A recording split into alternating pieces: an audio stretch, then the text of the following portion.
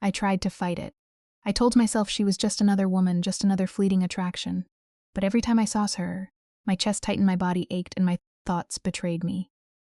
She slipped into my every silence, filled my every emptiness. I wanted her in ways I couldn't control. And the truth was simple. I could not stop wanting her. The first time I saw Joan, it was a Tuesday morning in advanced psychology, and I was settling into my usual seat in the back row when she walked in, tall, athletic, with shoulders that spoke of hours spent in the gym and an easy confidence that made my stomach flip. Her dark hair was pulled back in a messy bun, a few strands escaping to frame her face. And when she laughed at something, her friend said the sound went straight through me, like electricity. I tried to focus on Professor Williams droning about cognitive behavioral theory. But my eyes kept drifting to the curve of Joan's neck, the way she absently twirled her pen between. When she was concentrating, there was something magnetic about her presence that pulled at me relentlessly. I'd never felt anything like this before. Sure, I'd had crushes, but this was different. This was hunger.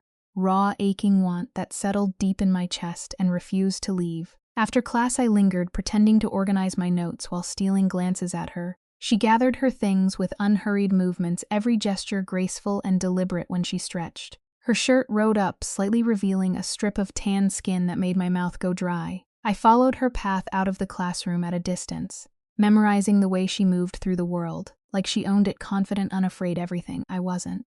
That night I lay in bed, replaying every moment the way she'd raised her hand to answer a question, how her voice was deeper than I'd expected, the small scar above her left eyebrow that I wanted to trace with my fingertip. I imagined what her skin might taste like, what sound she might make if I kissed that sensitive spot just below her ear. The thoughts came unbidden, and intense, sending heat coursing through my body. I pressed my face into my pillow, trying to push away the images flooding my mind. But they persisted, Joan's hands on my skin, her mouth on mine, the weight of her body pressing me into the mattress. I'd never wanted anyone this desperately before, and it terrified me. The next few weeks became a careful dance of observation and avoidance. I learned her schedule, knew which routes she took across campus. What time she grabbed lunch. I positioned myself where I could see her without being obvious about it, drinking in every detail like I was div of thirst.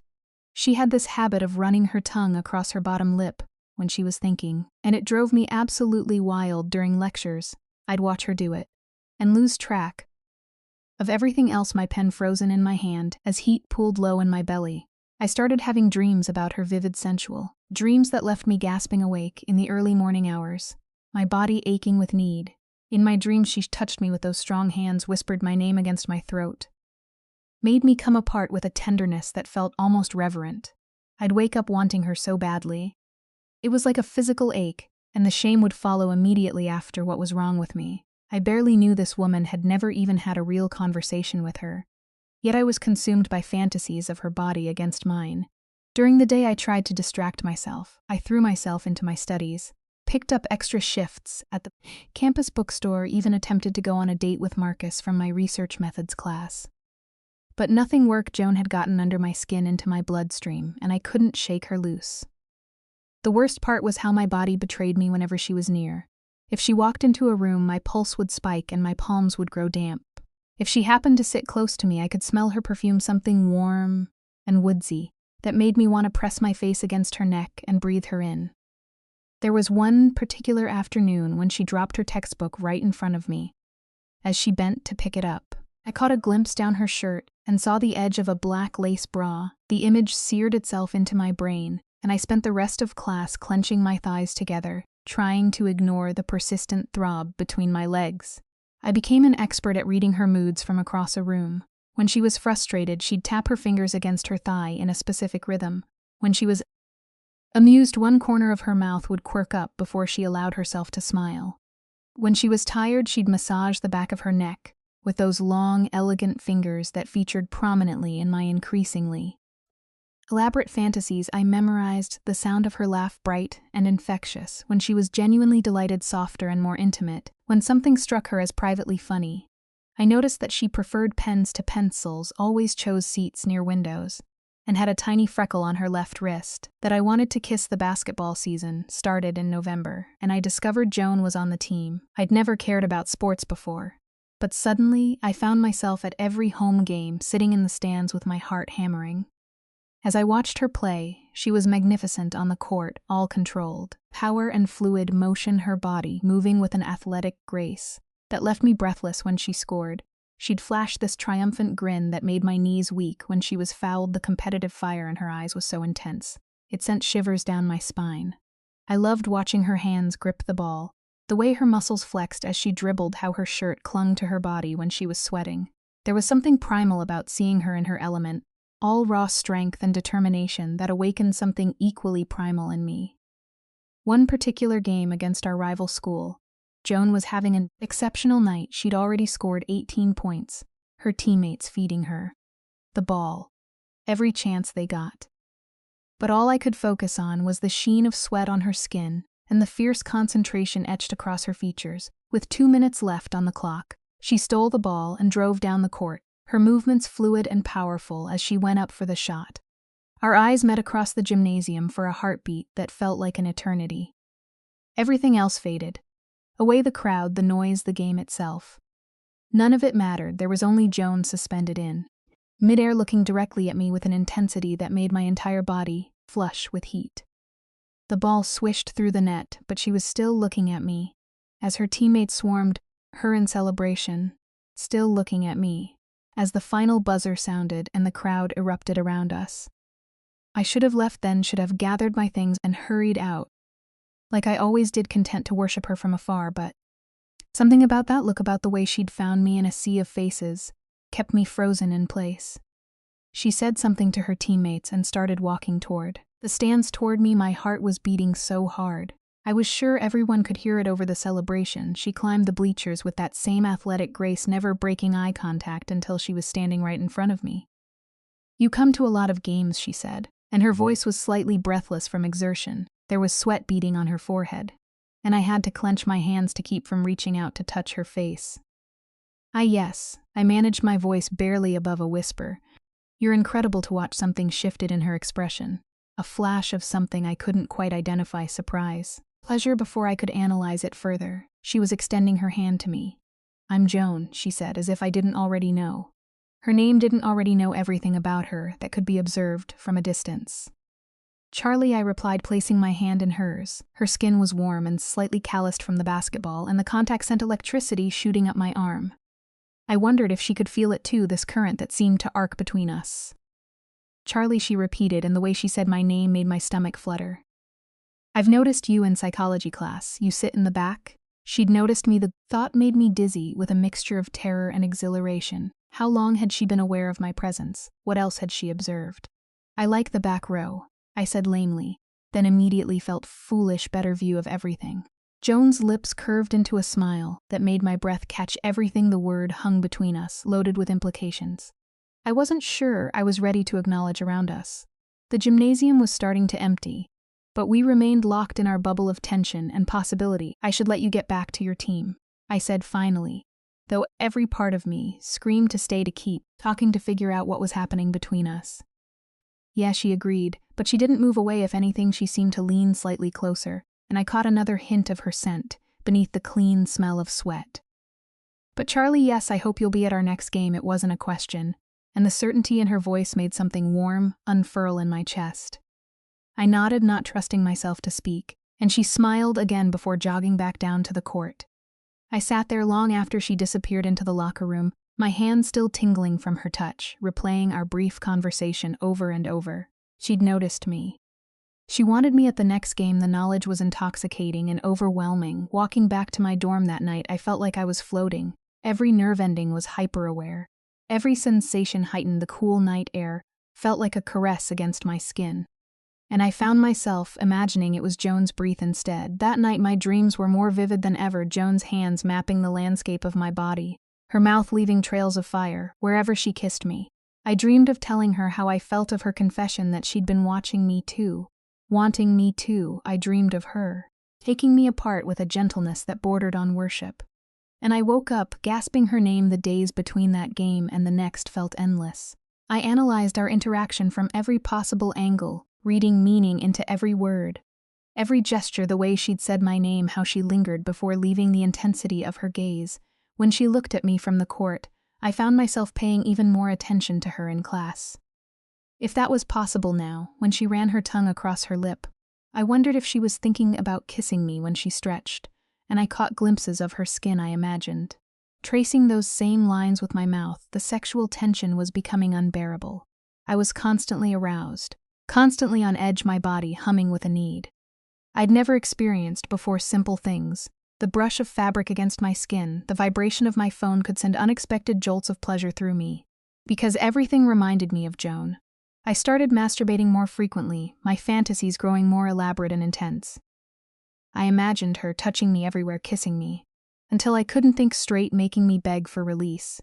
I pictured myself exploring her body with the same desperate hunger I felt during our brief encounter, learning what made her gasp and moan and arch beneath me, but even the most intense orgasms couldn't satisfy the deeper craving. I didn't just want her body. Though God did I want her body. I wanted to know her thoughts, her fears, her dreams. I wanted to make her laugh and comfort her when she cried. I wanted to wake up next to her and fall asleep in her arms. The realization that I was falling in love with someone I barely knew should have scared me more than it did. Instead, it felt like the most natural thing in the world, like every moment of my life had been leading me toward Joan, toward this overwhelming feeling that threatened to consume me entirely.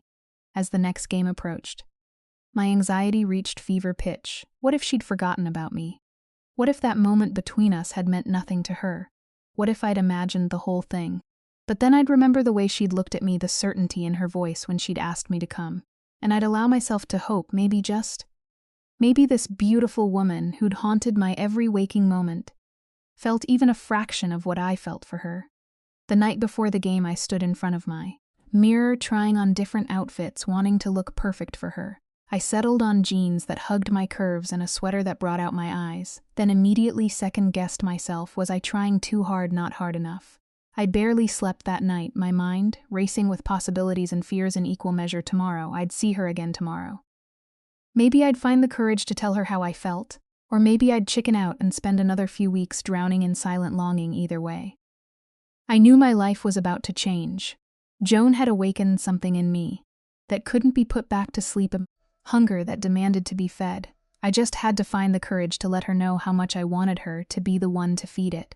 The gymnasium was packed for the next game, but I felt like Joan and I were the only two people in the building. Every time she glanced toward the stands, my heart stuttered during warm UPS. She caught my eye and winked, a small gesture that sent heat spiraling through my entire body. She played even better than usual that night. If such a thing was possible, every move was poetry in motion, every shot perfectly calculated. But what struck me most was how she seemed to be playing. For me, glancing over after particularly impressive plays, with a look that said, "Did you see that?" I saw everything, the graceful arc of her body as she shot three-pointers, the way she commanded the court, directing her teammates with quiet authority. How her jersey clung to her back when she was sweating the fabric dark with moisture, the fierce joy on her face when they took the lead in the fourth quarter. When the final buzzer sounded another victory, I expected her to celebrate with her team, like she always did. Instead, she jogged straight over to where I was sitting, her chest heaving from exertion, her skin glowing with a sheen of sweat that made her look like some sort of athletic goddess. "Good game," I said, though the words felt inadequate for what I'd just witnessed. "Thanks for coming," she replied, and there was something in her voice, something softer than I'd heard before. "Walk with me." I nodded, not trusting my voice, and followed her out of the gymnasium. We walked in silence across campus. The cool night air, a sharp contrast to the heated atmosphere we'd left behind. I was hyper-aware of her presence beside me, the sound of her breathing, the way our steps had naturally fallen into sync. "You know," she said suddenly, "I was hoping you'd be there tonight." My heart skipped, really. She stopped walking and turned to face me, her eyes intense in the lamplight. "Charlie, can I ask you something?" I nodded, afraid to speak. "Why do you sit so far away in class? You always choose the back row, even when there are closer seats available." The question caught me off guard. How could I explain that I sat in the back? Because it gave me the best view of her, that I'd memorized the exact shade of her hair in different lighting, the way she bit her lip when she was concentrating. "I like to observe," I said finally, which was true enough. "Observe what?" "You." I thought, "Always you, everything, people, the way they interact, the way they move through space." Joan stepped closer, close enough that I could smell her again, sweat. and something uniquely her that made my head spin. And what have you observed about me? The question hung between us like a challenge. I could feel my face burning. But there was something in her expression that made me want to be honest, recklessly, completely honest. I've observed that you're beautiful, I whispered, and strong. And that you have this way of commanding attention without even trying. I've observed that you make me forget how to think clearly. Her eyes widened slightly, and for a moment, I thought I'd said too much. Then she was smiling, that same devastating smile that had been haunting my dreams. Charlie, she said softly, and my name on her lips sounded like a prayer. I've been hoping you'd notice me too. For weeks you think. You're invisible in that back row, but you're not to me. She reached out and tucked a strand of hair behind my ear, her fingertips grazing my skin and sending shivers down my spine. I've been trying to work up the courage to talk to you. I couldn't believe what I was hearing. Joan, gorgeous, confident. Joan had been nervous about talking to me. You could have just said hello, I managed. Could I have? She laughed. But there was vulnerability in it. You always seemed so focused, so intense. I wasn't sure you'd want to be bothered. If only she knew how desperately I'd wanted to be bothered by her, how I'd imagined her approaching me in class, asking for my notes, any excuse for contact. I would have wanted that. I said I would have wanted that very much. Something shifted in the air between us, the tension ratcheting up to an almost unbearable level. We were standing so close now that I could count her eyelashes, could see the way her pupils had dilated in the dim light. Charlie, she said again, and this time my name sounded different, hungrier. What are you doing tomorrow night? Nothing, I said immediately, though. I had no idea what day tomorrow, even was time had become irrelevant. Would you like to come over? I could cook dinner, we could talk more. The invitation hung between us, loaded with possibility. I knew if I said yes, there would be no going back. Whatever was building between us would reach its inevitable conclusion. And I'd finally have to confront the depth of my desire for her. Yes, I breathed yes. I'd like that very much. Her smile was radiant. Good, here, give me your phone. I handed it over with trembling fingers, watching. As she typed in her number, when she handed it back, our fingers brushed and the contact sent electricity shooting up my arm. Text me. She said, I'll send you my address. I nodded, still not quite believing this was really happening. John wanted to see me. John had been thinking about me. Joan was looking at me like she wanted to devour me whole. I should let you get some sleep, she said. Though she made no move to leave big. Game tonight probably tired you out. I almost laughed at the absurdity of it. I was more wired than I'd ever been in my life. Every nerve ending singing with anticipation. Sleep was the last thing on my mind. Joan, I said as she started to turn away. Yeah, thank you for noticing me. Her expression softened, and for a moment I caught a glimpse of something vulnerable beneath her confident exterior. Thank you for being worth noticing. Then, she was walking away, and I was left standing under the lamppost, clutching my phone and trying to process what had just happened. John wanted to see me tomorrow. John had been watching me, thinking about me, working up the courage to approach me. I walked back to my dorm in a daze, my body humming with anticipation and arousal. Every step sent little shockwaves through me, and by the time I reached my room, I was practically vibrating with need. I fell onto my bed and immediately reached for my phone, typing out a dozen different text messages before deleting them all. What did you say to someone who just turned your world upside down? How did you express the magnitude of your want without scaring them away? Finally, I settled on something simple. Thank you for tonight. Can't wait for tomorrow. Her response came almost immediately. Sweet dreams. Charlie, see you soon. Sweet dreams, as if sleep was possible when my entire body was on fire with wanting her. I pressed the phone to my chest and closed my eyes, allowing myself to imagine what tomorrow night might bring. I pictured walking into her apartment, the nervous energy crackling between us as she offered me wine. I imagined sitting on her couch close enough to touch the conversation, gradually becoming more intimate. I fantasized about the moment when talking would no longer be enough, when one of us would finally bridge the gap and press our lips together. The thought made me gasp aloud, my back arching off the bed as arousal flooded through me. I slipped my hand beneath my pajama bottoms, already wet and aching, and imagined it was Joan's hand. Instead, Joan's fingers sliding through my wetness, Joan's mouth on my neck, Joan's voice whispering my name. As she touched me, I came harder than I ever had before. Joan's name spilling from my lips as waves of pleasure crashed over me. But even as I lay there, trembling and breathless, I knew it wasn't enough. It would never be enough until it was really her hands on my body, her mouth claiming mine, her weight pressing me into the mattress. as she made me forget everything but the feel of her skin against mine tomorrow. Couldn't come fast enough. I spent the entire next day in a state of barely controlled anticipation. Every hour felt like an eternity, each minute crawling by with agonizing slowness. I changed clothes 3 times, finally settling on a sundress that skimmed my thighs and made me feel feminine and desirable. By the time evening arrived, my nerves were frayed to the breaking point.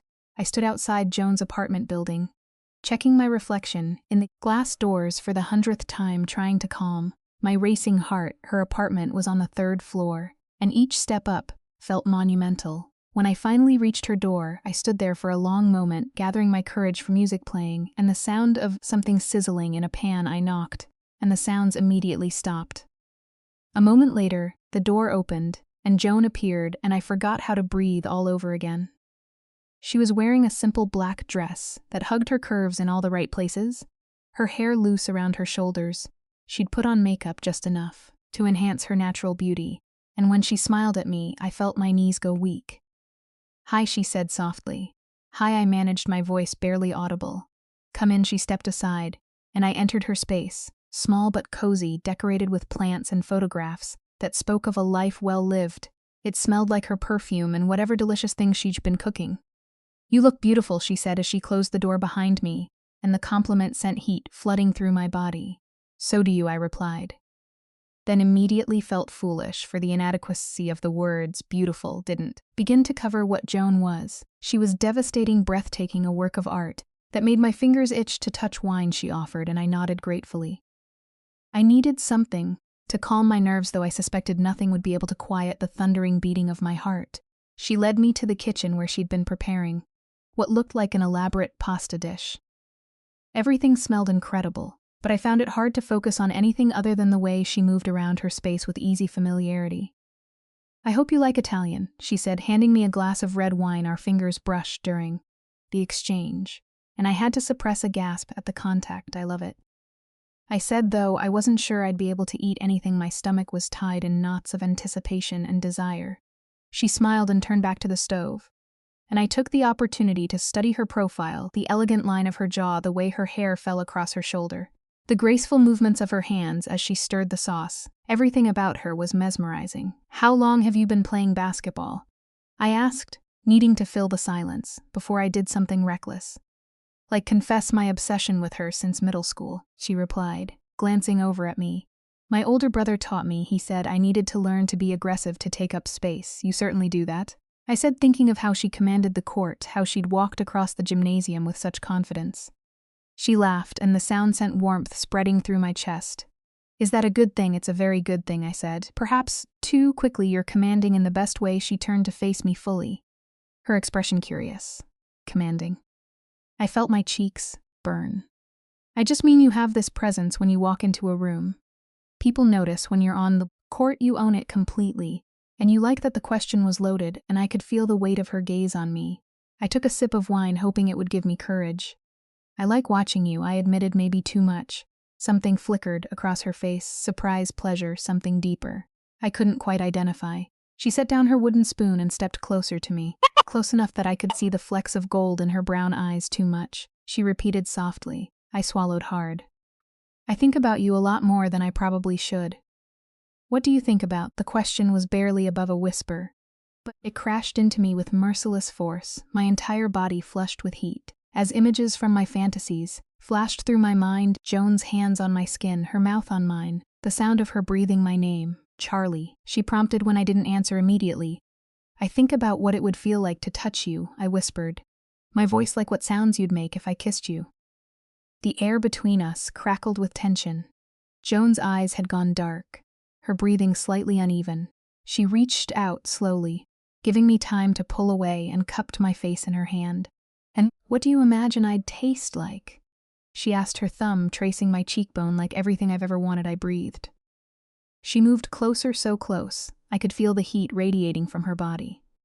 "Charlie, I need you to know something. What I've been thinking about you too every day, since that first class, when you walked in wearing that blue sweater that made your eyes look like storm clouds. I've been thinking about what it would be like to touch you, to kiss you, to hear you say my name when I'm making you feel good." Her words sent liquid fire straight to my core.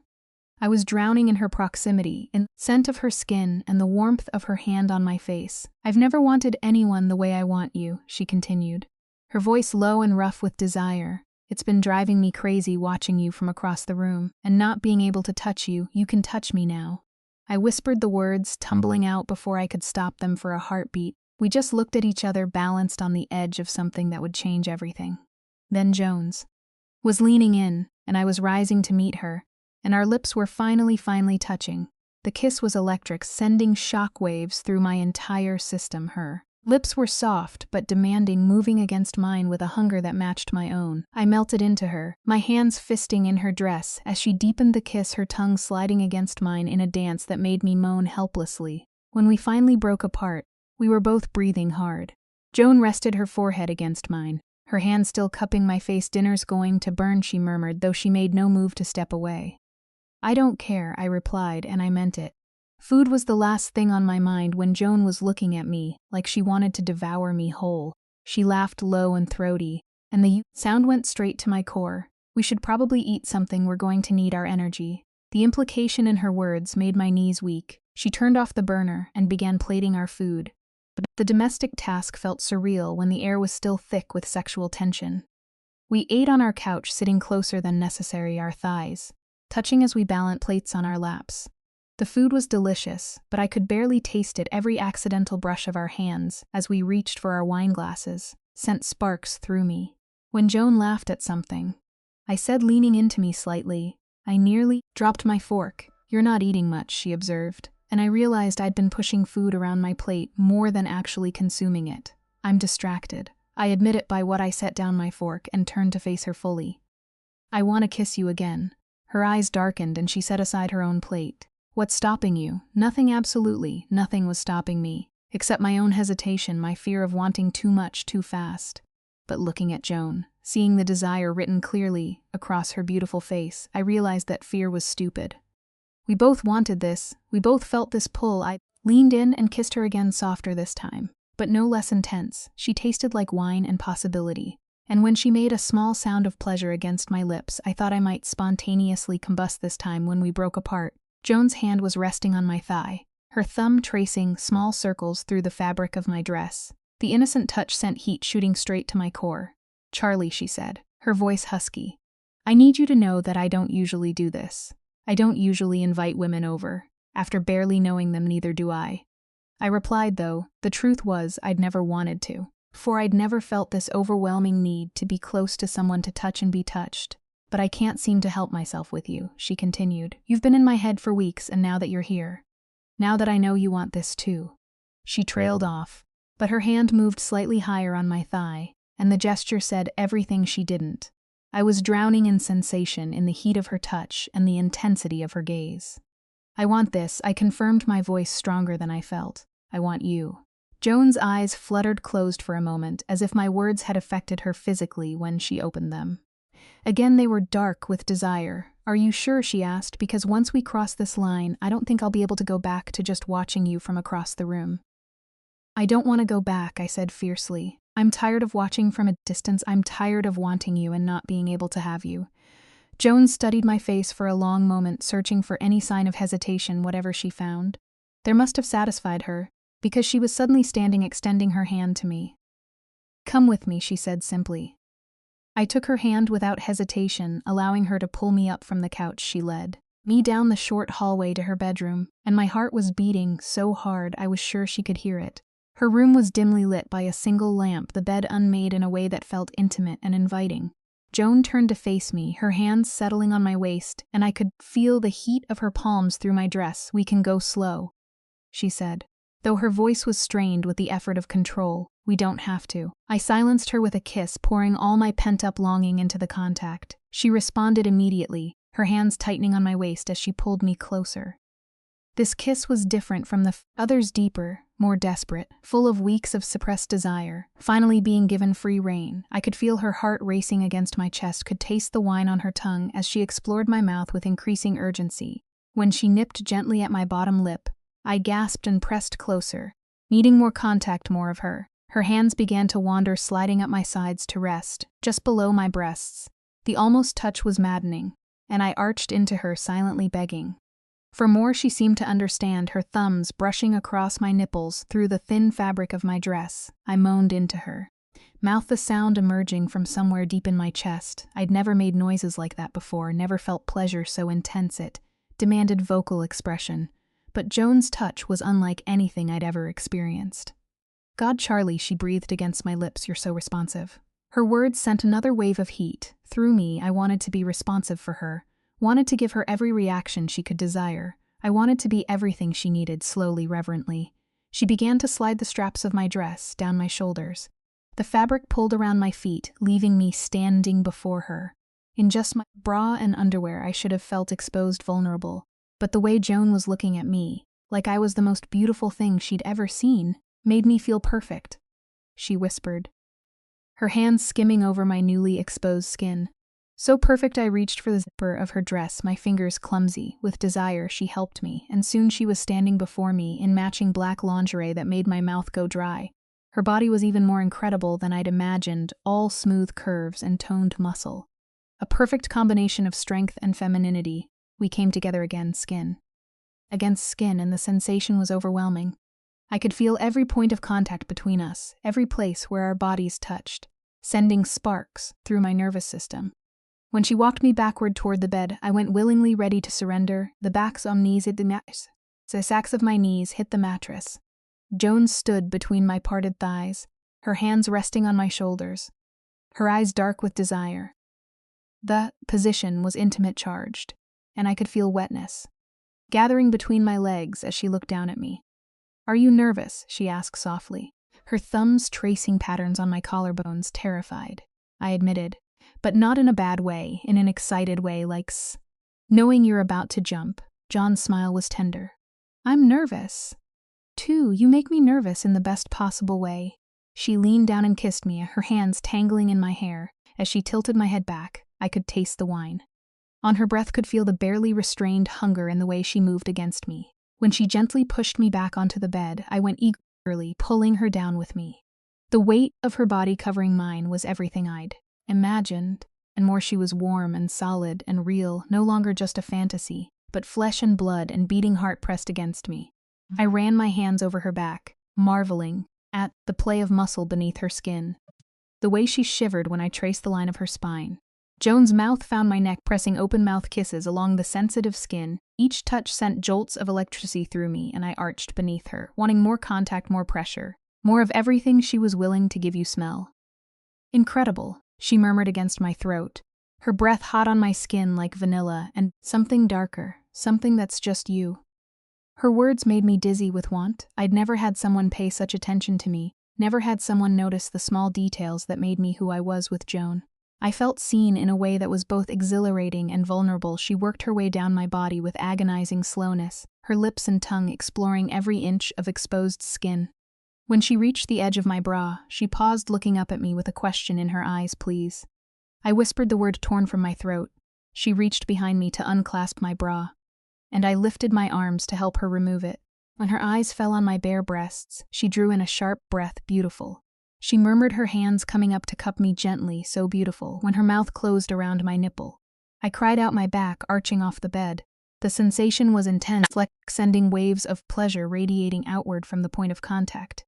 She lavished attention on both breasts, her tongue swirling and her teeth grazing gently until I was riding beneath her, desperate for more. "John, please," I gasped, though I wasn't entirely sure what I was begging. For she seemed to understand anyway.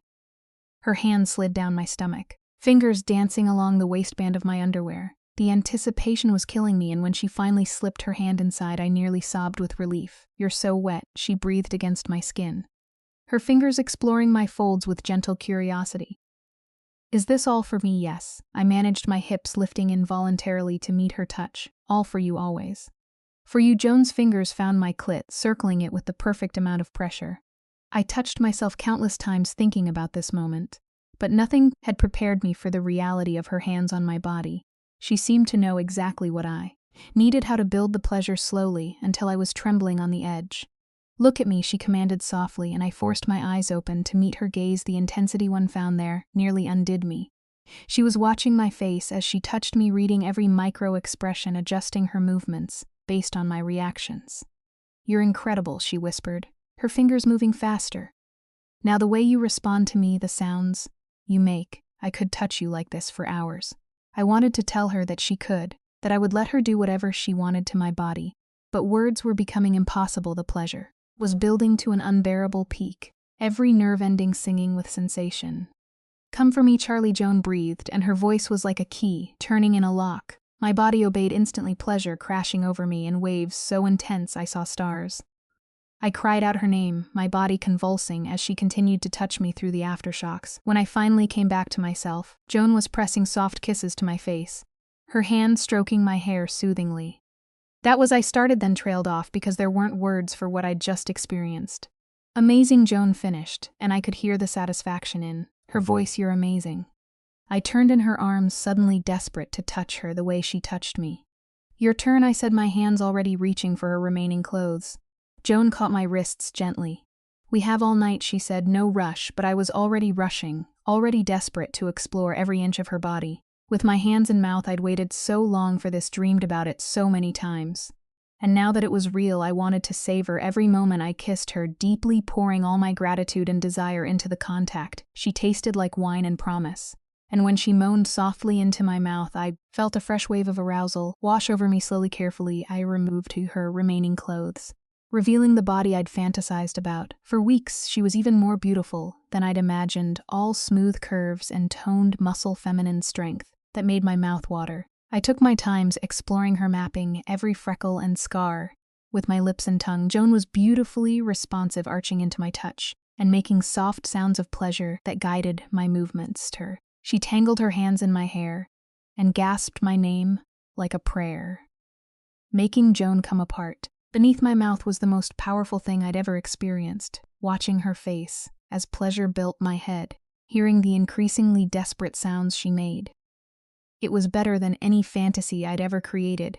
When she finally crested, crying out in a voice hoarse with pleasure, I felt a surge of pride and possessiveness. I had done that. I had made this beautiful, strong woman lose control, had brought her to the peak of ecstasy with my touch. Afterward, we lay tangled together in her sheets, our bodies slick with sweat and satisfaction.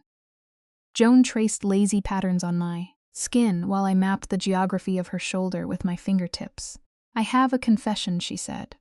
Eventually, her voice soft in the darkness. "What, I've been coming to psychology class 20 minutes early just to watch you walk in." I lifted my head to look at her, amazed. Really, you have this way of moving that's completely unconscious. Like you don't realize how graceful you are, and when you concentrate, you get this little furrow between your eyebrows that I've wanted to smooth away with my thumb." She demonstrated, pressing her thumb gently between my brows, and I melted at the tenderness of the gesture. I thought I was being subtle. I said, "Watching you." I mean, Joan laughed, about as subtle as a freight train, but I loved it. I loved knowing that you were watching me, that you were thinking about me, even when we weren't in the same room. We talked for hours, sharing stories and secrets as our hands wandered lazily over each other's bodies. I learned that Joan was studying sports medicine, that she wanted to work with professional athletes. Someday she told me about growing up with 3 brothers, how she'd had to fight for every scrap of attention in space. "Sometimes I worry I'm too much," she admitted, her voice quiet, too aggressive, too intense. My ex used to say I overwhelmed her. I turned to face her, fully cupping her jaw in my hand. "You don't overwhelm me, you intoxicate me." "There's a difference." Joan's eyes searched mine, looking for any sign of deception. Whatever she found there must have reassured her, because she smiled and pulled me closer. "I've never felt like this before." She whispered against my hair, like I could lose myself completely in someone else, then lose yourself. I murmured back, "I'll help you find your way back." We made love again, as dawn was breaking, slower, this time more tender. Joan worshipped my body with a reverence that brought tears to my eyes, and I returned the favor, pouring all my emotion into every kiss and caress. When we finally fell asleep, we were wrapped around each other so tightly, it was impossible to tell where one of us ended and the other began. I'd never felt so complete, so perfectly matched. With another person, Joan fit against me like she'd been custom-made for my arms, and I drifted off to sleep, thinking that I could happily spend the rest of my life exactly like this. She told me about growing up with 3 brothers, how she'd had to fight for every scrap of attention in space. "Sometimes I worry I'm too much," she admitted, her voice quiet, too aggressive, too intense. My ex used to say I overwhelmed her. I turned to face her, fully cupping her jaw in my hand. You don't overwhelm me. You intoxicate me. There's a difference. Joan's eyes searched mine, looking for any sign of deception. Whatever she found there must have reassured her because she smiled and pulled me closer. I've never felt like this before. She whispered against my hair like I could lose myself completely in someone else. Then, lose yourself, I murmured back. I'll help you find your... Way back we made love again, as dawn was breaking slower. This time, more tender Joan worshipped my body with a reverence that brought tears to my eyes, and I returned the favor, pouring all my emotion into every kiss and caress. When we finally fell asleep, we were wrapped around each other so tightly. It was impossible to tell where one of us ended and the other began. I'd never felt so complete, so perfectly matched with another person. Joan fit against me like she'd been custom-made for my arms, and I drifted off to sleep thinking that I could happily spend the rest of my life. Exactly like this, I woke up slowly. Consciousness returning in layers first. The unfamiliar softness of expensive sheets against my skin. Then the warm weight of an arm draped across my waist. Finally, the intoxicating scent that I now knew belonged to my eyes fluttered open to find myself facing her sleeping form in the soft morning light. Filtering through her curtains, she looked impossibly peaceful. Her features were relaxed, so slightly parted. Her hair spread across the pillow in dark waves that caught the sunlight. I allowed myself the luxury of studying her, without fear of being caught the elegant curve of her shoulder, the tiny mole just below her left breast, the way her muscles remained subtly defined. Even in sleep she was art come to life, and I couldn't believe I was here in her bed, close enough to touch, as if sensing my scrutiny. Joan stirred, her eyes opening slowly when she saw me watching her, a lazy smile spread across her face. Morning. She murmured, her voice rough, shy.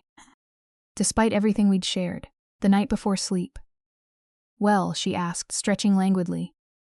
The movement caused the sheet to slip lower, revealing more of her beautiful body, and I had to fight the urge to trace the newly exposed skin with my fingertips. Eventually, I said, remembering how we'd stayed awake until nearly dawn, talking and touching and losing ourselves in each other over and over again. Joan laughed low and throaty. Come here, she said, reaching for me. I went willingly, allowing her to pull me closer until I was pressed against her side, my head resting on her shoulder. The position felt natural, like we'd been waking up together for years. Instead of this being our first morning, I have another confession. Joan said, her fingers combing gently through my hair. What now? I asked, tilting my head to look at her. Last night. That was my first time with a woman. I blinked in surprise. Joan had seemed so confident, so sure of herself. And what she wanted, really, I've thought about it before, wondered about it, but I'd never acted on those feelings until now, until the admission made something warm unfurl in my chest. What changed? Joan was quiet for a moment, her fingers still moving through my hair. You did, from the moment I saw you. I knew I had to know what it would be like to touch you. To be with you, it was like you awakened something in me that I didn't even know was sleeping. I understood exactly what she meant. I've never wanted anyone the way I want you. I confessed it's been consuming me. Some days I could barely concentrate because I was so busy thinking about you. What did you think about? She asked, and there was genuine curiosity in her voice. I felt my cheeks warm. But after last night, honesty felt easier. Everything, the way you move, the way you smile, what your skin might feel like. Under my hands, I used to watch you in class and imagine what it would be like to kiss you, to make you laugh, to wake up next to you like this. Joan's arm tightened around me. And how does the reality compare to your imagination? I propped myself up on my elbow to look at her properly. There's no comparison. You're so much more than I ever could have imagined, more beautiful, more generous, more perfect.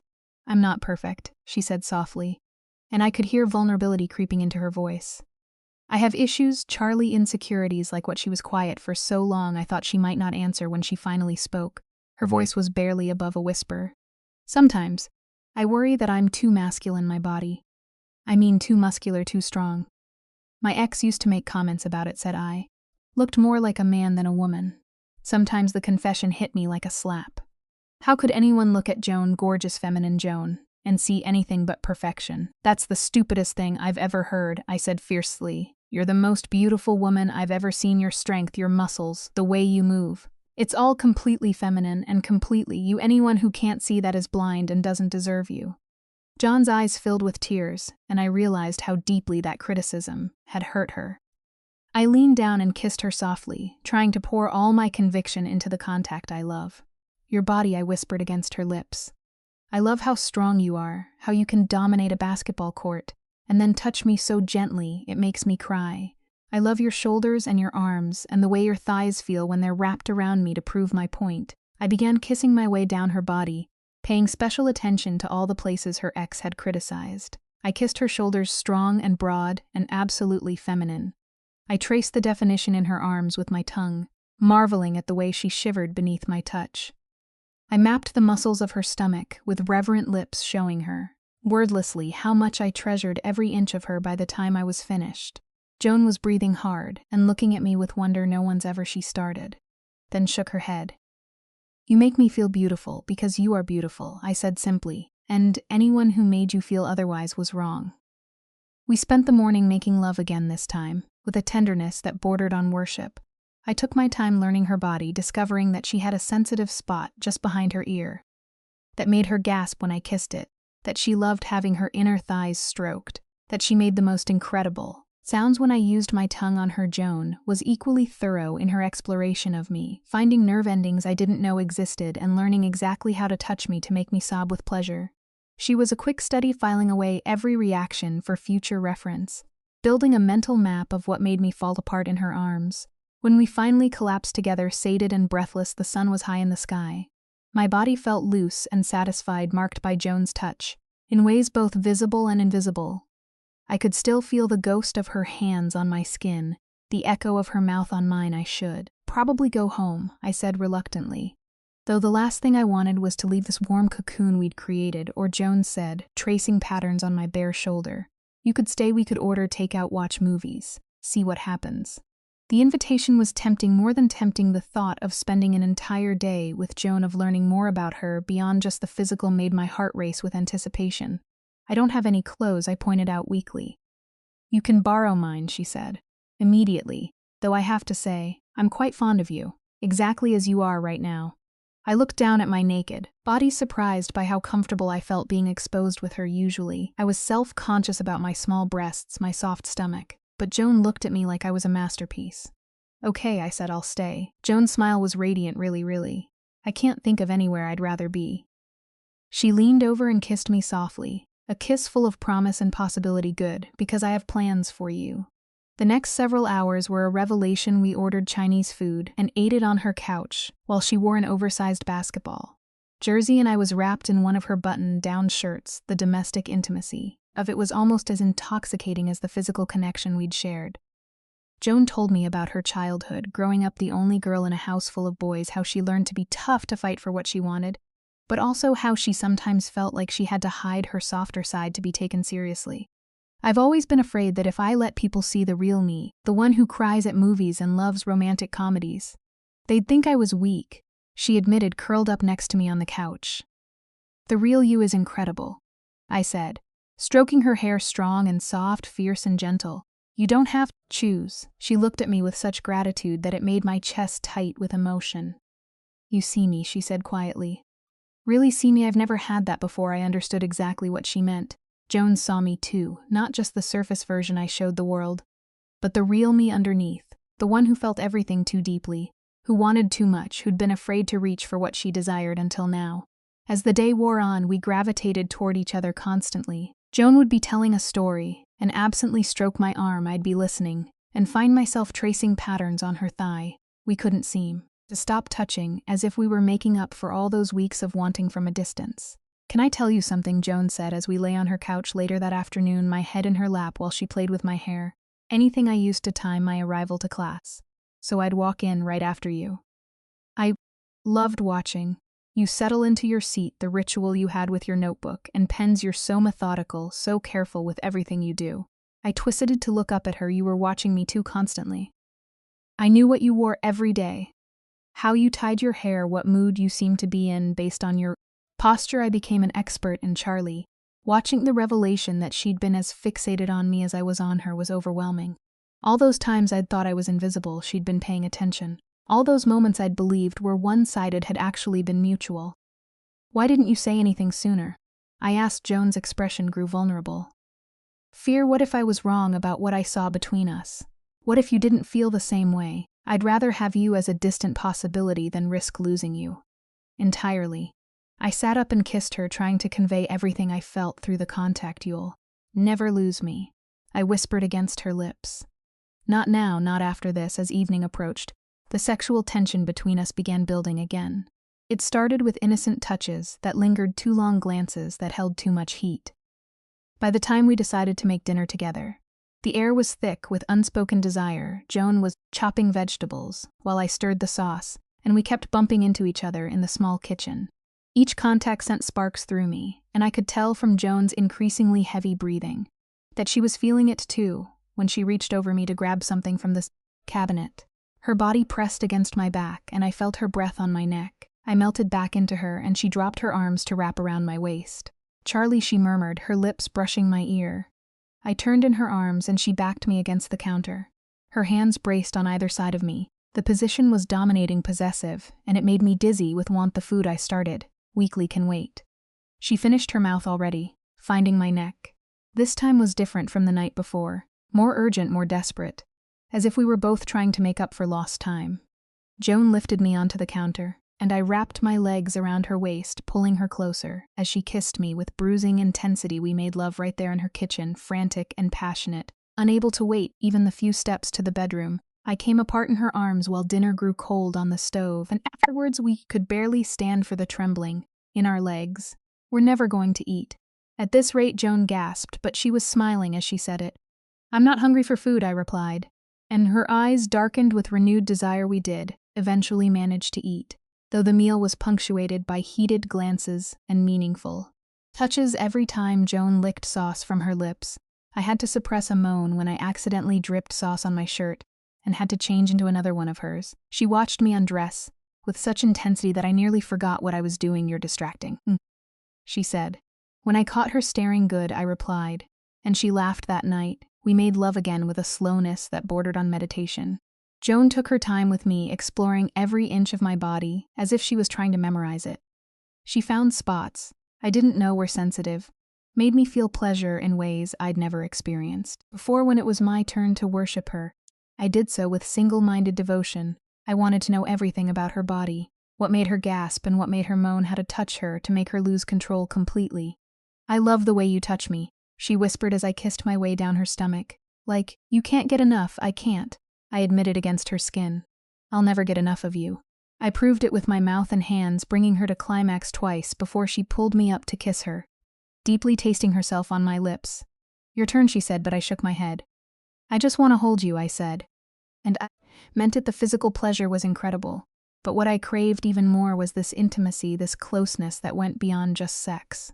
Joan seemed to understand. She pulled me against her, and we lay there in the darkness, our heartbeats gradually slowing to match each other's rhythm. "Charlie," she said softly. What are we doing here?" The question hung between us, loaded with meaning. What were we doing? We'd gone from strangers to lovers in the span of 24 hours, and now we were lying in bed, talking about feelings and fears, like we'd known each other for years. "I don't know," I admitted, "but I don't want it to stop." "Neither do I," Joan said, relief evident in her voice. "I was afraid you might think this was moving too fast." I turned to face her in the darkness. "Is it moving too fast?" "Probably," she said with a laugh, "but I don't care. I've never felt anything like this before. Charlie, with you everything feels right in a way that nothing else ever has." I knew exactly what she meant, despite the speed at which we'd fallen into this. Despite the fact that we were essentially strangers, being with Joan felt like coming home. Like I'd been searching for something my entire life without knowing what it was, and I'd finally found it in her arms. "I'm scared, I confess. This feels too good to be real. I keep waiting for something to go wrong." Joan's hand found mine in the darkness, our fingers intertwining. What if nothing goes wrong? What if this is just the beginning of something incredible? The possibility was both thrilling and terrifying. I'd never allowed myself to hope for something this good, this pure, but looking at Joan, seeing the sincerity in her eyes, I felt myself starting to believe that maybe I deserved this happiness. I'd like that. I whispered, "So would I." Joan replied, bringing my hand to her lips to press a soft kiss to my knuckles. We fell asleep again. As the sun rose higher, our bodies tangled together in a way that felt permanent. When I woke up the second time, Joan was already awake, watching me with an expression so tender it made my chest ache. "How long have you been awake?" I asked. "A while." "I like watching you sleep. You look so peaceful." I stretched cat-like, enjoying the way Joan's eyes tracked the movement. What time is it? Late morning. We've definitely missed our first classes. I should have felt guilty about skipping, but I couldn't bring myself to care missing a few lectures. Seemed like a small price to pay for this time with Joan. Are you hungry? She asked. I could make us breakfast, starving. I replied, though I wasn't sure if I meant for food or for her. Joan seemed to understand the ambiguity in my words because she leaned down and kissed me deeply before getting out of bed. I watched her move around the room, pulling on underwear and a tank top. And even these simple domestic actions seemed charged with sexuality. She caught me staring and grinned. Like what you see always. I replied honestly, and her smile grew wider. Breakfast was a leisurely affair. Joan made pancakes. While I sat at her kitchen counter in one of her shirts watching her work, she moved with the same grace in the kitchen that she displayed on the basketball court, every action efficient and purposeful. These are incredible, I said. After taking a bite, secret ingredient, Joan said with a wink, which is love. The word hung between us, and I felt my breath. Catch, it was the first time either of us had used that word, though the emotion had been building steadily, since the moment we'd first kissed Joan. I started, but she held up a hand. I know it's crazy, she said quickly. I know we barely know each other, that this is all happening incredibly fast. But Charlie, what I feel for you, it's not just attraction, it's not just want. It's deeper than that. My heart was racing, but not with fear, with joy, with relief, with the overwhelming happiness of hearing my own feelings reflected back at me. I love you too. I said the words spilling out before I could second-guess them. I know it's insane, but I do. I think I started falling for you the first time I saw you. Joan's face lit up like sunrise, and she was around the counter and in my arms before I could blink. She kissed me with desperate relief, as if she'd been holding her breath, waiting for my response. Say it again, she whispered against my lips. I love you, I said, and the words felt like coming home. I love you, Joan, I love you too, she replied, and hearing her say it back made me feel like I could fly. We spent the rest of the day in a bubble of new love, barely able to keep our hands off each other. Every touch felt magnified, every kiss loaded with the weight of our confessions. We made love on the couch, slow and sweet, whispering declarations of love between kisses and caresses. I want to know everything about you, Joan said as we lay together afterward, our bodies still joined, still trembling from shared pleasure. What do you want to know? Everything. Your favorite color. What makes you cry? What you dream about when you're alone. I want to know what shaped you into the incredible woman you are. So I told her about growing up quiet and observant, always on the outside looking in, about my love of books and quiet spaces, my fear of taking up too much room in the world, about how watching her had made me brave in ways I'd never been before. Joan listened to all of it with complete attention, asking questions and sharing her own stories. In return, I learned about her competitive nature, how she'd always felt like she had to be the best at everything, to earn love and respect, about her secret love of romantic movies, and her dream of opening her own physical therapy practice someday. As the day turned into evening, neither of us made any move to leave or suggest I should go home. It felt natural to stay to continue this exploration of each other's hearts and bodies. And I helped her shower my hands, soapy and gentle, as I washed her hair. This feels like playing house, Joan said, as I worked shampoo through her long locks. Is that bad? No, she said, leaning back into my touch. It feels perfect, like we're practicing for a life together. The casual mention of a future together made my heart skip, but it didn't scare me the way it should have with Joan. Forever didn't seem like nearly long enough that night. We made love with a passion that surprised us both. All the tenderness of the day had built into something urgent and desperate, a need to claim each other completely. Joan took me with an intensity that left me gasping, and I returned the favor until we were both crying out in voices hoarse from pleasure. I can't get enough of you, Joan panted, as we lay tangled together afterward. I thought one night would satisfy this craving, but it's only made it stronger. Good, I whispered, pressing kisses to her slicked skin, because I plan to spend a very long time making sure you never want anyone else. Joan's laugh was breathless and filled with promise. That sounds like a challenge. It's a guarantee, I replied, and sealed the vow with a kiss that tasted like forever. 3 weeks after that first night together, Joan asked me on our first official date. We'd been practically living in each other's rooms since our initial encounter, but she wanted to do things properly, as she put it. I want to court you, she said one morning, as we lay in her bed, the sheets tangled around our bare bodies. I want to take you somewhere beautiful and spend hours talking to you without the distraction of being able to touch you. Whenever I want the idea was both appealing and torturous. I'd grown addicted to Joan's touch, to the way she couldn't seem to keep her hands off me whenever we were together. But there was something romantic about the notion of a proper date, of getting dressed up for each other, and pretending we were still in the early stages of attraction instead of already deeply, irrevocably in love. "Where did you have in mind?" I asked. "It's a surprise," Joan said with a mysterious smile. "Just wear something beautiful. Though you always look beautiful, so that shouldn't be difficult." I spent far too long getting ready, trying on half my wardrobe, before settling on a deep blue dress that Joan had once mentioned. Brought out my eyes, I did my makeup, carefully taking time with mascara and lipstick, wanting to look perfect for her, when Joan arrived to pick me up. 20 minutes late, as usual. I opened my door to find her standing there in a black suit that fit her like it had been tailored specifically for her body. She'd styled her hair in loose waves, and she was wearing the perfume I'd come to associate with home. "Wow," she breathed, her eyes traveling over me with obvious appreciation. "You look devastating." I supplied with a grin. I was going to say stunning, but devastating works too, she replied, stepping closer to kiss me softly. "Are you ready?" I nodded, grabbing my purse and jacket. Joan offered me her arm with old-fashioned gallantry, and I slipped my hand through the crook of her elbow, marveling at the solid strength I felt there. The surprise turned out to be a rooftop restaurant downtown, one I'd never even known existed. The view of the city was breathtaking, lights twinkling like stars below us, but I found myself far more interested in watching Joan across the Camelot table. "This is incredible," I said, gesturing to the view. "I wanted somewhere special," Joan replied. "Somewhere worthy of you." The evening unfolded like a dream. We talked for hours, sharing stories and secrets as we worked our way through course after course of exquisite food. Joan told me about her dreams of working with Olympic athletes, and I shared my aspirations of becoming a therapist, helping people navigate their deepest fears and desires. "What's your biggest fear?" Joan asked as we shared dessert, and the question caught me off guard. "Losing this," I said, without hesitation. "Losing you, having this turn out to be temporary when it feels so permanent." John's expression grew serious. "Charlie, I need you to understand something. What we have, it's not temporary. For me, I've never felt anything like this before, and I don't want to feel anything like this for anyone else." Relief flooded through me, so intense, it was almost overwhelming. Really, you've ruined me for other people. No one else could possibly compare." After dinner, we walked through the city, Joan's arm around my waist, my head resting on her shoulder. The night was crisp and clear, perfect for wandering and talking and stealing kisses in doorways like teenagers. "I have a confession," I said, as we paused in a small park, sitting on a bench beneath a street lamp. "Another one?"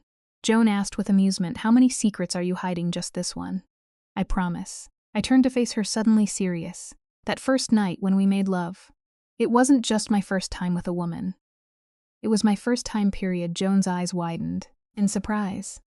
"Charlie, really?" I nodded, feeling vulnerable but also relieved to finally share this truth. "I'd never been with anyone before you, man or woman. I was waiting for. I don't know what I was waiting for, but I think it was you." Joan's expression softened and she reached up to cup my face gently. "You gave me your first time. I gave you everything," I said, "simply because you're worth everything." Tears gathered in Joan's eyes, and she kissed me with a tenderness that made my soul ache. "I'm honored," she whispered against my lips, "truly, that you trusted me with something so precious. It was always going to be you," I said. "From the moment I saw you, I knew, my body knew, my heart knew." Joan pulled me closer, holding me like I was something infinitely precious. "I love you so much, it scares me sometimes," she confessed. "I've never needed anyone the way I need you."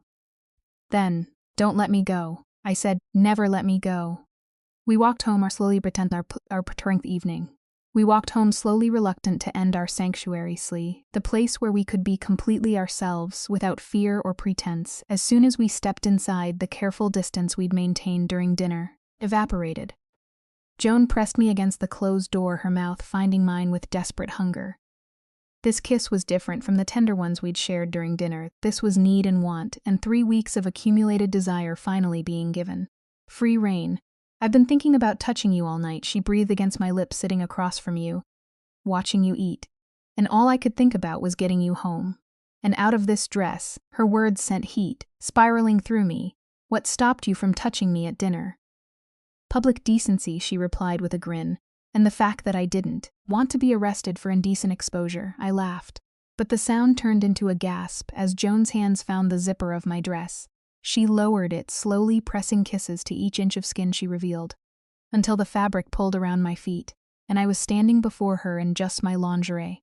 "God, you're perfect," she murmured, her hands skimming over my curves. How did I get so lucky? Before I could respond, she was lifting me, my legs wrapping automatically around her waist, as she carried me to the bedroom. The display of strength made me dizzy with want, and I kissed her neck hungrily as she walked. This time our lovemaking was different from all the times before. There was an emotional intensity to it that went beyond physical pleasure, a sense of claiming and being claimed that left us both shaking. Joan touched me like she was trying to merge our souls, and I responded with a desperation that surprised us both. "I love you." I gasped as she moved above me, her body joined with mine in the most intimate way possible. "I love you so much." "I love you too," she replied, her voice breaking with emotion.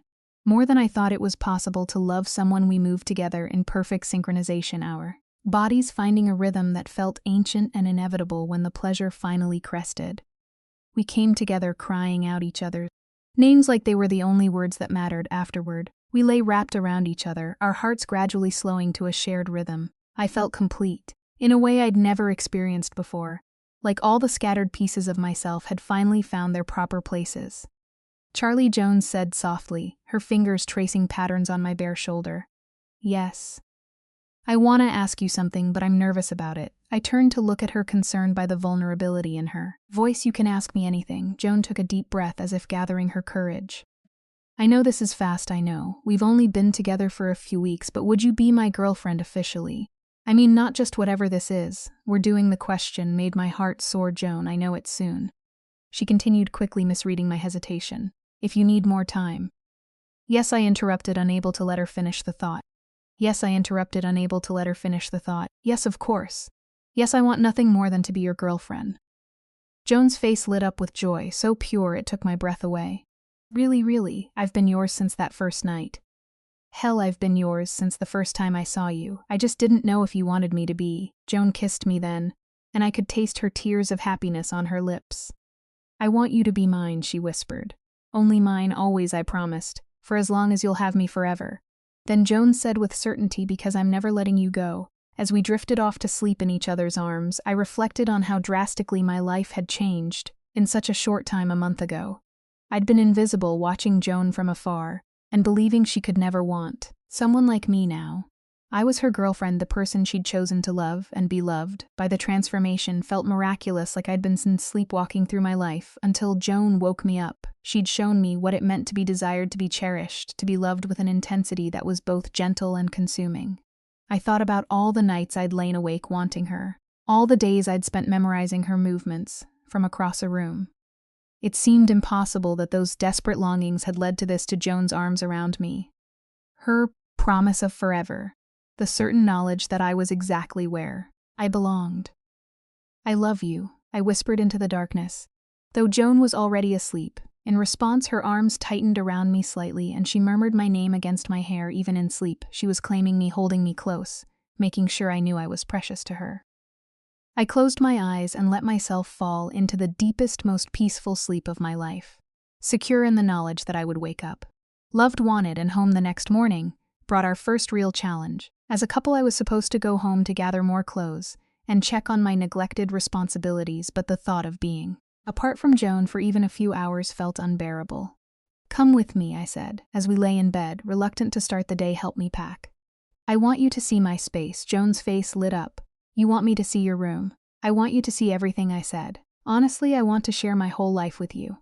My dorm room was tiny compared to Joan's off-campus apartment, barely big enough for a bed and desk, but Joan moved through the space like she belonged there, touching my books and photographs with gentle curiosity.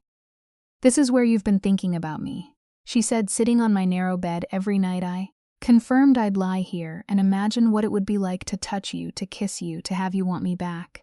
"Show me," Joan said, her voice low and compelling. "Show me how you thought about me." The request sent heat flooding through me.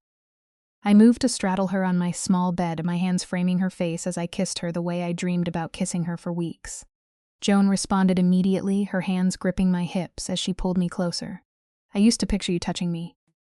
"Here," I whispered, guiding her hand to my breast, and "here," I added, moving her palm to the sensitive spot just below my ear. Joan followed my guidance eagerly, her touch reverent and hungry. What else, she asked between kisses. I imagined what you'd sound like when I made you come. I said boldly, my hand sliding down to cup her through her jeans. What your face would look like. When you lost control, Joan's breathing quickened. And what did you imagine? That you'd be beautiful? I said, already working at the button of her pants. That you'd say my name like it was the only word you remembered. I proved my point by touching her, until she was gasping and writhing beneath me, her head thrown back and abandoned as I brought her to the edge. Again and again before finally letting her fall. Charlie, she cried out as she came, and the sound was even more beautiful than I'd imagined. Afterward, we packed quickly, both eager to return to Joan's larger bed and more private space. But first I wanted to show her one more thing. I pulled out my journal, the one I'd been keeping. Since freshman year I wrote about you, I admitted, flipping to the pages filled with my desperate scribblings before we met. Before I knew your name, I wrote about the woman I couldn't stop watching. Joan read silently, her expression growing more amazed with each entry. Charlie, this is poetry the way you describe. Watching me, wanting me. It's beautiful, it's obsession. I said with embarrassment. I was completely consumed by you. I love that you were consumed by me, Joan said fiercely. I love that you wanted me that much, that you felt it deep enough to write about it. She kept reading, and I watched her face as she discovered the extent of my infatuation, the late-night dreams of her body, the detailed descriptions of how she moved, how she laughed, how she made me feel, the increasingly desperate confessions of love.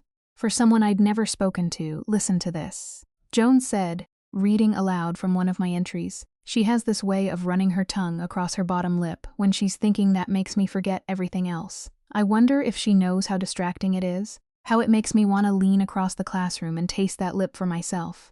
I groaned and buried my face in my hands. That's mortifying, that's romantic. Joan corrected, pulling my hands away from my face. Charlie, don't you see you fell in love with me, before you even knew me? Not with some fantasy version, but with the real me. You saw who I was. Just by watching how I moved through the world. Put that way, it did seem romantic rather than stalkerish. I'd fallen for Joan's essence. The truth of who she was that came through in every gesture and expression. I've never had anyone pay attention to me the way you did. Joan continued, no one's ever noticed that I bite my lip when I'm nervous, or that I tap my fingers when I'm frustrated. You saw me when I thought I was invisible. You could never be invisible. I said, you're too bright, too alive, you command attention. Just by existing, Joan kissed me, then soft and sweet, and I could taste gratitude on her lips. I love you, she murmured. I love how you see me, how you want me, how you make me feel like the most important person in the world. You are the most important person in my world, I replied. Honestly, you're everything. We made it back to her apartment, but barely in the elevator. Joan pressed me against the wall and kissed me breathless, her hands roaming over my body through my dress. By the time we reached her floor, we were both trembling with need. I need you. Joan gasped as she fumbled with her keys. Right now we stumbled through her door, already pulling at each other's clothes. This time there was no slow seduction, no careful exploration. This was pure hunger, weeks of love and lust, finally finding their perfect expression. Joan lifted me onto her kitchen counter again, and I wrapped my legs around her waist as she kissed me with bruising intensity. Her hands were everywhere, touching and claiming and driving me wild with need. I love you, she panted against my neck. I love you so fucking much.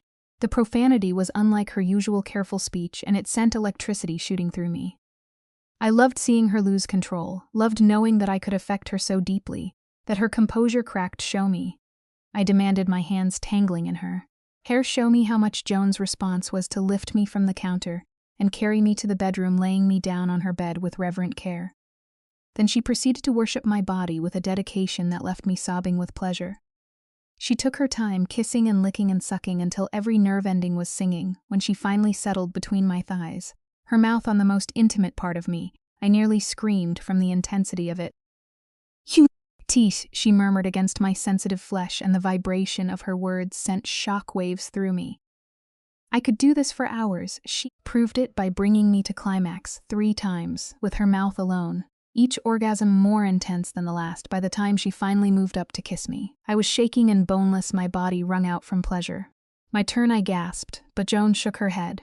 I'm not done with you yet, she said with a wicked smile that made my stomach flutter. She made love to me for what felt like hours, using her hands and mouth and body to drive me to heights of pleasure I'd never imagined possible.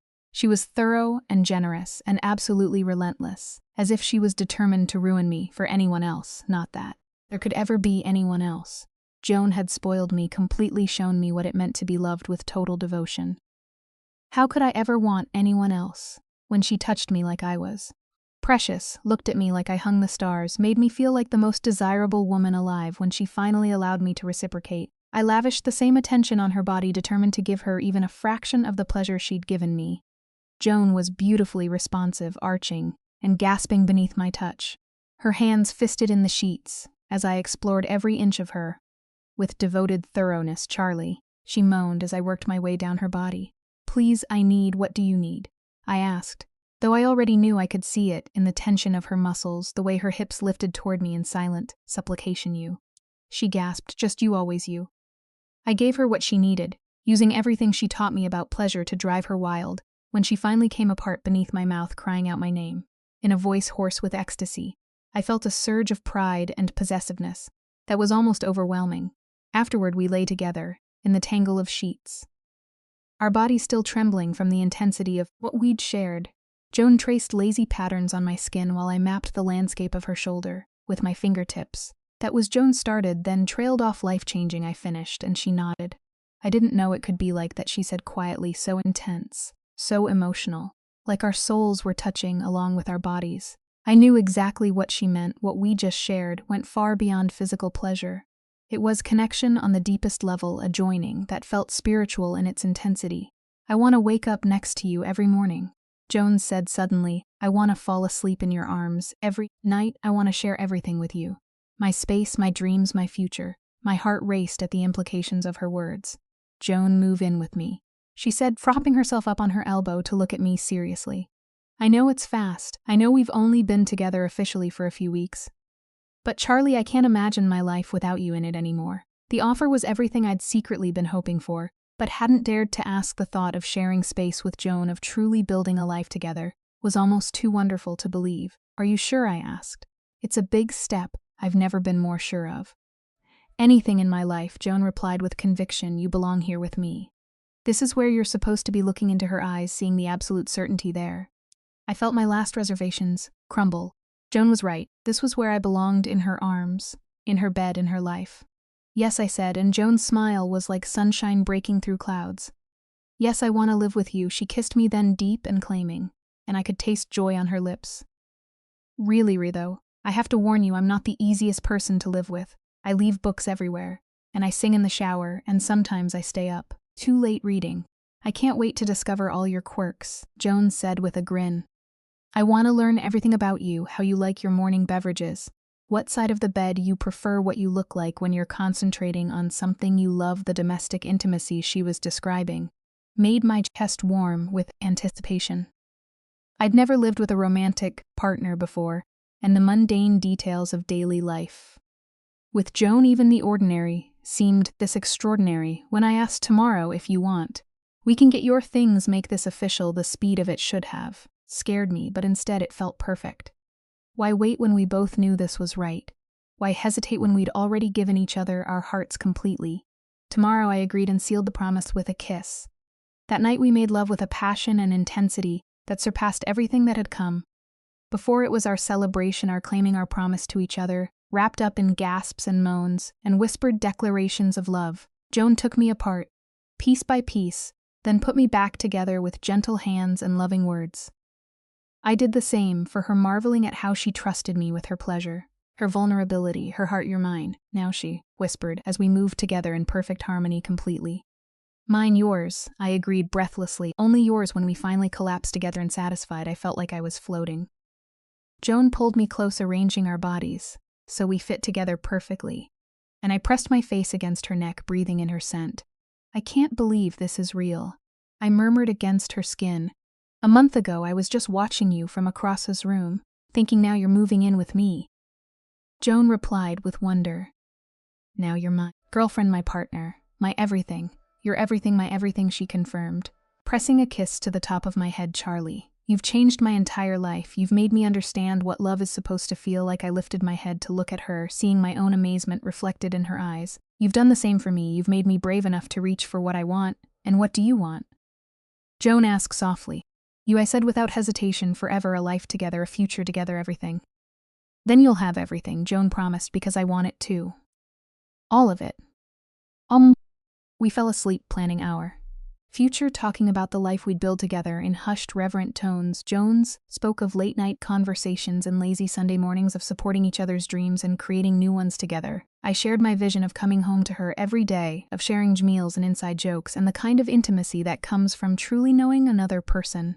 As sleep finally claimed me, I marveled at how completely my life had transformed. I'd gone from lonely observer to beloved girlfriend from secret. Joan had taken my desperate want and transformed it into something beautiful, something real, something that promised to last. I could not stop wanting her, but now I didn't have to. Now she was mine and I was hers, and the wanting had become having, the dreaming had become reality, and the love I'd carried secretly for so long was finally gloriously, completely returned. In Joan's arms, I was home, and home, I realized, was not a place but a person.